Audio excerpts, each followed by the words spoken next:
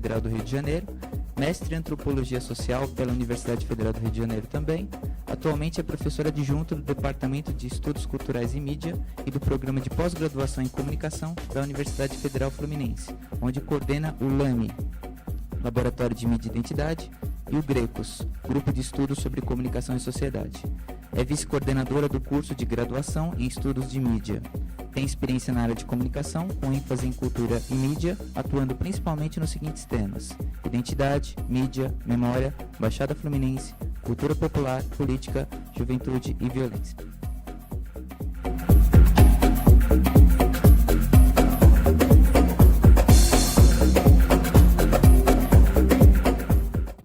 Eu queria agradecer, então, dizer que estou gostando muito do evento. É realmente um prazer estar aqui. Espero contribuir hoje também para o debate. E queria dizer que é uma imensa honra estar com a professora Carmen aqui, tá? Também queria dizer isso, tá?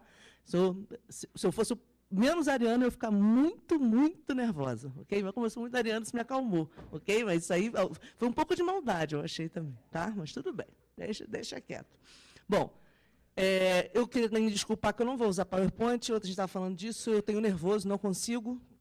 Como a Carmen falou, o antropólogo gosta de falar, contar história, então eu tenho dificuldade. Eu me embolo, fico nervosa quando eu boto imagem. Então, eu não vou botar, vou falar, tá? Então, essa é um pouco a ideia minha, é hoje falar um pouco sobre a relação entre cultura jovem, cultura midiática e cultura do consumo. Eu vou explicar um pouco da onde, e atrelando ao tema da mesa, né, que é a questão dos estilos de vida, e, obviamente, a questão da identidade, que é uma questão que eu trabalho. E a base dessas reflexões ela vem de dois lugares, que eu queria meio explicar aqui. Primeiro, de duas pesquisas, uma que eu desenvolvi até 2007, com apoio da FAPERJ e junto com o Museu Nacional, foi uma integrada, o Theo Antônio, a Adriana Viana e eu, era sobre direitos humanos. E a questão dos adolescentes e jovens na Baixada, a gente trabalhou com a ideia do direito a significar. Direito à expressão. Quando eu comecei essa pesquisa, a ideia era a gente trabalhar com jovens em situação de risco, jovens em situação de confinamento.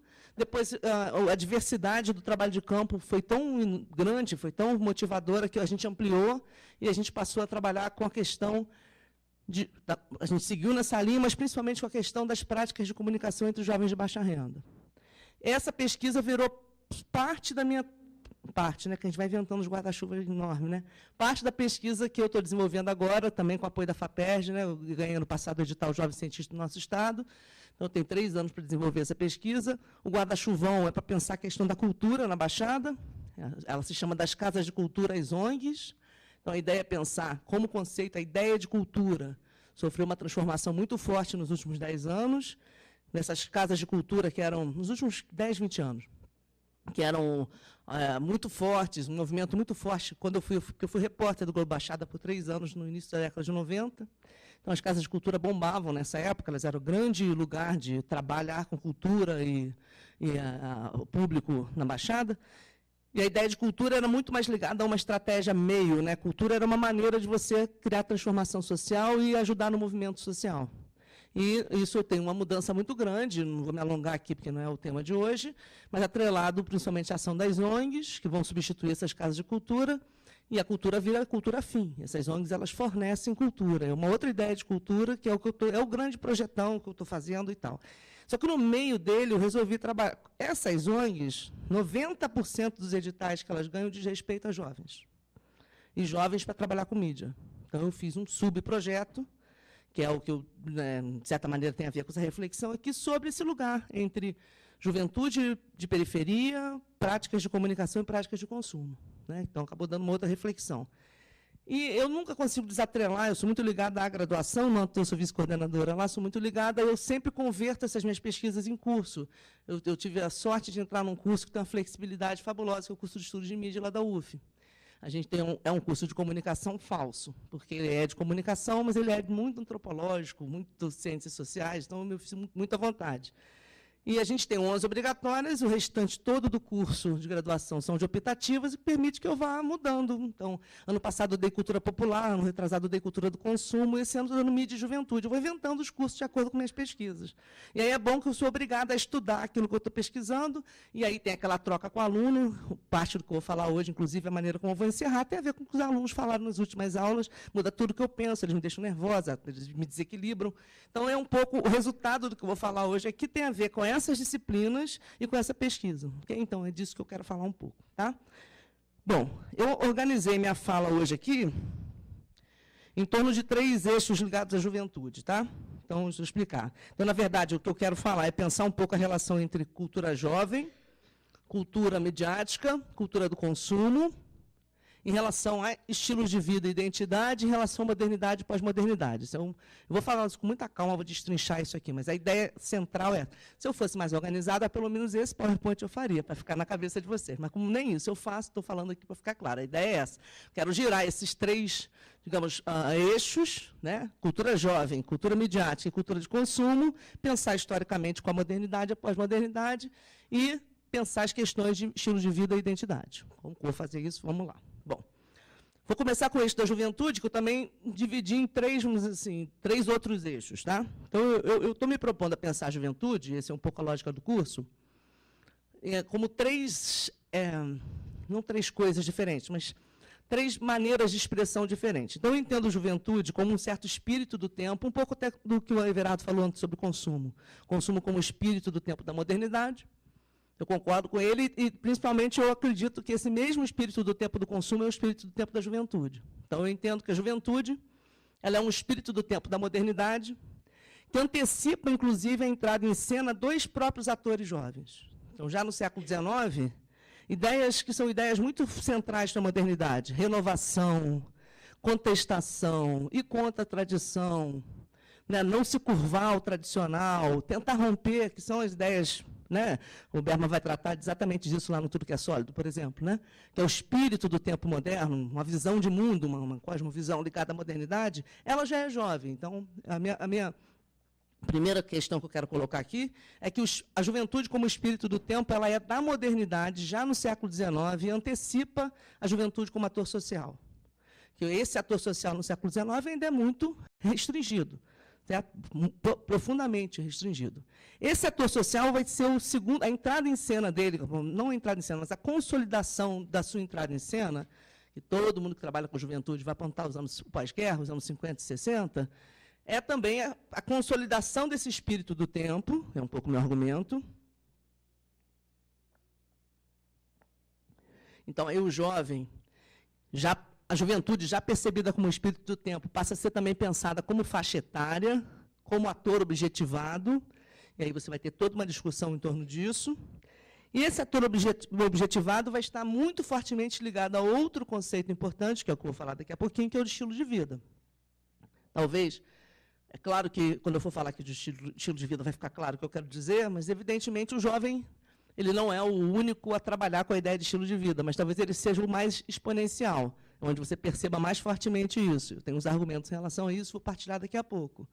Bom, então, concluindo o meu raciocínio aqui, juventude como espírito do tempo é da modernidade, há um momento de ruptura e adensamento, que são os anos 50 e 60, em que aquele espírito do tempo, a meu ver, se materializa num sujeito concreto, que passa a ter visibilidade, vai lutar por formas de representação, de expressão, certo? Vai sofrer uma reação bastante ambígua. Em parte, ele começa a ser valorizado, em outra, ele vai ser ridicularizado, em outras, ele vai ser temido, enfim. Eu também quero comentar isso daqui a pouco.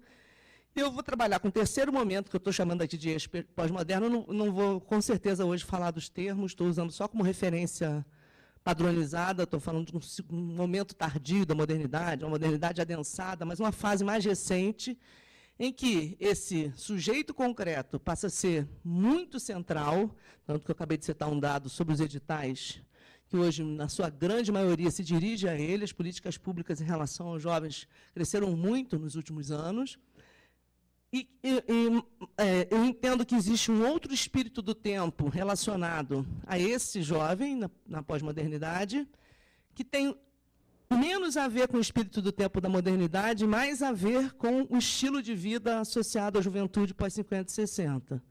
que é a ideia de você ancorar no consumo formas expressivas de identidade e esse estilo de vida celebrar algumas coisas que vão ser muito caras nos últimos 40 anos. Flexibilização, fluidez, volatilidade, hedonismo, de maneira que esse espírito do tempo / estilo de vida cria uma sociedade em que a juventude se descola da faixa etária, novamente, né, é um novo espírito do tempo, e passa a ser associada a forma hegemônica de estar no mundo ocidental globalizado, com certeza. Não vou falar do resto, mas vou falar do ocidental globalizado, de maneira que a gente tem o fenômeno, eu vou falar disso no final um pouco da minha fala, dos pais jovens, por exemplo. Tá? Essa demanda por juventude, independentemente da sua faixa etária. Ao contrário. Quanto mais velho, mais forte é a demanda, né? Mais dura é. Então, todo um discurso midiático, todo um discurso do consumo, que vai desde... Eu tive uma aluna que defendeu uma dissertação, Fernanda Cupolilo, eu gosto muito, foi sobre matérias de comportamento nas 3 principais revistas do país, em que ela vai trabalhar a grande questão da beleza da juventude como discurso comportamental muito fortemente embasado em 2 formações de ciência que a gente julgava terem se perdido, evolucionismo e behaviorismo, mas muito fortemente marcadas por esse discurso, os especialistas norte-americanos, enfim. E como essas 2 questões são questões muito violentas, muito duras em relação à cobrança, que a gente se cuide, a gente se responsabilize por não envelhecer, enfim. Até outra dimensão, uma dimensão mais lúdica, que eu sempre cito em sala, o anúncio da Unimed, em que os velhinhos tocam a campainha e saem correndo. Isso eu achamos bem significativo para esse espírito juvenil, meio irrequieto, meio lúdico, quando falamos do lúdico aqui, meio brincalhão, enfim. Então, esse espírito do tempo vira / estilo de vida, e, ele, a meu ver, ele toma um outro caminho, que já não é o caminho da contestação, da renovação, aliás, é um caminho de profunda aceitação, eu acho, das formas hegemônicas da modernidade, mas que se transforma num outro lugar. Então, um pouco... E eu acredito que esse caminho da juvenilização, né, o Morin vai chamar de pedocratização da sociedade, né? A gerentocracia perde lugar para os jovens, né? O argumento do Morin, naquele texto 67, Juventude, que é um ótimo texto, vou trocar alguns pontos aqui dele. E o argumento do Morin, eu acho que ali tá o início de um processo que eu acredito que se generalize, em que ser jovem está associado muito fortemente a essas 2 dimensões, mídia e consumo. Mas isso eu vou argumentar agora com calma.